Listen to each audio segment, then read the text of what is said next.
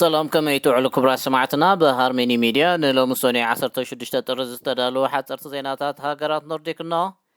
فلما كندنا طوطات افو غباي بايتو ترك نورلاند زغبرلو عد مسريزو انجليزيኛ بسرعات تمرت شودن زلو صلوا زعبا خطع يخون الله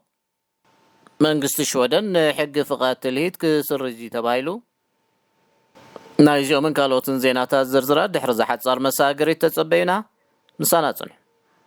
فغوبا بايتو ترك نمزنو شودناوي اندرش نورلاند بزمص سمون انكارا خبصح زغبرلو عد مسريزو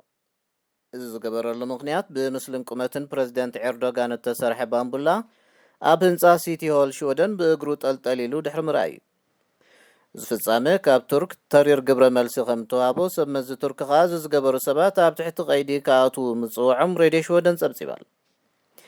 ሚኒስተር ጉዳያት ወጻኢ ሾደን ቶቢያስ ቤልስትሮም ነዚ ተግባር ክኾንን ከሎ ቀዳማይ ሚኒስተር ክሪስተርሰን ካ እዚ ተግባር ንኣባልነት ሾደን ናብ ኔቶ ንምዝራክ ኮኔል ካዝ ተገብረ ሽርሒ ክብል ገሊጽዎ እንግሊዝኛ ብስርዓተ ትምህርቲ ሾደን ዘሎ ጽልዋ ዛዕባ ክትዕ ኮይኑ ምህላው ተገሊጹ ኣብ ቀረባ ሳምንታት ኣብ መዓልታዊ ዝሕተማ ጋዜጣታት ሾደን እዝርስቲ ብርክዝ ዝበሉ ሬቶታት እንግድሎ ሓደ ካብዞም ሬቶታት ናይ ውድብ ስፕራክፎርት ቫረት ወይ ዕቃብ ቋንቋ ኮይኑ ብሰንኪ ምስፍሕፋሕ እንግሊዝኛ ቋንቋ ሾደን ኣብ ኣብያተ ትምህርቲ ዝጸንሐ ቦታ ይስእን ምህላው እዚ ድማ ንማሕበራዊ ሓድነትን ዲሞክራሲን ሓደገኛ ምዃኑ ተማጊቱሎ ኣብ ኣህጉራዊ ቤት ትምህርቲ ቋንቋ እንግሊዝ ዝነጥፍ ሃንስ በርግስትሮም ግና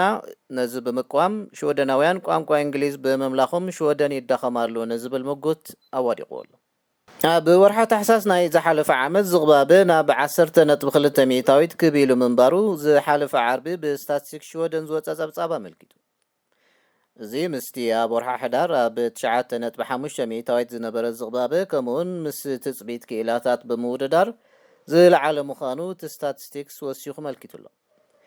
ዝዓበ ምኽንያት ናይ ዝቕባበ ኣብ ወርሓ ታሕሳስ ዝነበረ ወሰኽ ዋጋ ጸዓት ነይሩ ክብል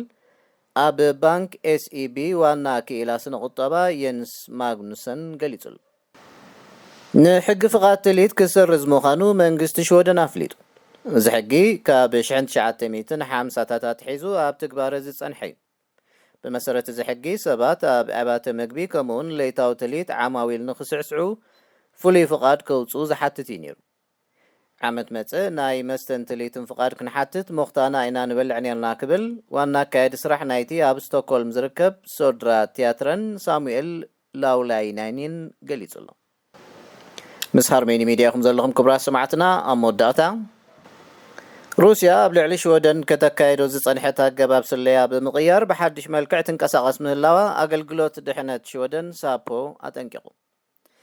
ኣብ ዝሓለፈ እዋናት ኤምባሲ ሩስያ ኣብ ሽወደን ማእከል መዋፈር ስለያው ንጥፈታት እኳ እንተነበረ ብርክዝ ዝበለ ሃገራት አውሮፓን ተላይ ሽወደን አባላት ኤምባሲ ካብ ሃገረን ድሕር ምስጓጎን ሩስያ አገባብ ስለያ መቀየራ ሳፖ ገሊጹሎ ሩስያ ንዲያስፖራ ሩስያውያን ከምኡን ንትካላትን መድረኻትን ሾደን ከመንጭ ስለያው ሓበሬታ ገራ ክትጥቀም ትኽእል እያ ዝብል ትጽቢታት ኣሎና ክትብል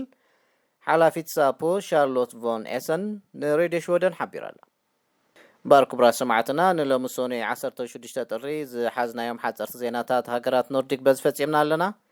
ምሳና ብምጽናሕኩም እናመስገና በዝንሰናበተኩም ሰላም